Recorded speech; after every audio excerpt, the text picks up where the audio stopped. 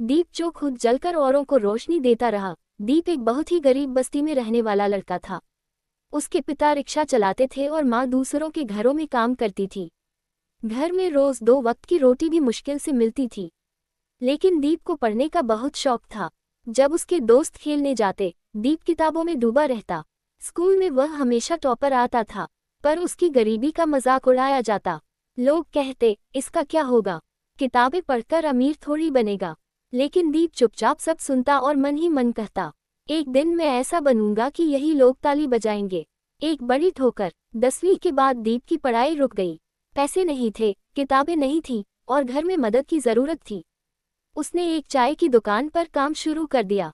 दिन भर काम करता, फिर रात को अखबार लपेटकर किताबों की तरह पढ़ता। कभी स्ट्रीट लाइट के नीचे, कभी किसी ठेले के पीछे बैठकर। नींद से भरी आंखों में भी सपनों की चमक कम नहीं होती। एक अनजाना मेहरबान। एक दिन एक बुजुर्ग ग्राहक दुकान पर आया। उसने दीप को किताब पढ़ते देखा। पूछा, क्या पढ़ रहे हो बेटा? दीप बोला, आईएएस की तैयारी कर रहा हूँ। बुजुर्ग मुस्कुराए, बोले, तुम्हारी आंखों में सच्चाई है, मैं मदद करूंगा। वो रिटायर्ड प्रोफेसर थे। उन्होंने दीप को गाइड किया, किताबें दी और एक पुराना लैपटॉप भी। दीप के लिए ये किसी वरदान से कम नहीं था। संघर्ष की राह। दीप ने तैयारी शुरू की। वो दिन में 14-16 घंटे पढ़ाई करता। खाना छोड़ देता, पर पढ़ाई नहीं। 3 साल तक सिर्फ मेहनत, मेहनत और मेहनत। पहली बार में फेल हुआ। दूसरा प्रयास भी असफल रहा। शरीर थक चुका था, मन हारा हुआ था। लेकिन फिर उसने दीवार पर एक लाइन लिख दी, मैं तभी रुकूंगा जब जीत जाऊंगा। तीसरी बार सुनहरी सुबह। तीसरे प्रयास में दीप ने आईएएस परीक्षा पास कर ली, पूरे जिले में टॉप किया। वो बस्ती जो कभी उसे ताना मारती थी, आज उसकी फोटो पर फूल चढ़ा रही थी। जिस स्कूल की फीस नहीं भर सकता था, आज उसी स्कूल की लाइब्रेरी में दीप की किताबें रखी गईं। प्रेरणा स्रोत दीप कुमार द्वारा दान। दीप आज क्या कर रहा है? वो हर महीने गरीब छात्रों के लिए निःशुल्क कक्षाएं चलाता है।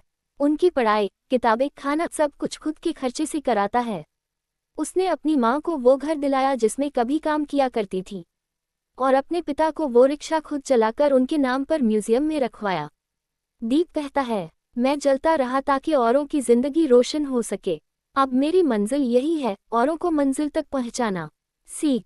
हालात चाहे जैसे हों, सपनों से बड़ा कुछ नहीं होता। अगर हौसला जिंदा है तो रास्ते खुद बन जाते हैं। जो अकेले चलते हैं वही भीड़ के लिए रास्ता बनाते हैं। खुद पर भरोसा रखो, एक दिन पूरी दुनिया तुम्हें सलाम करेगी। अगर आपको ये कहानी अच्छी लगी हो तो वीडियो को लाइक करें, चैनल को सब्सक्राइब करें और कमेंट में लिखें, मेरे विचार मेरी ताकत हैं। अगली कहानी में फिर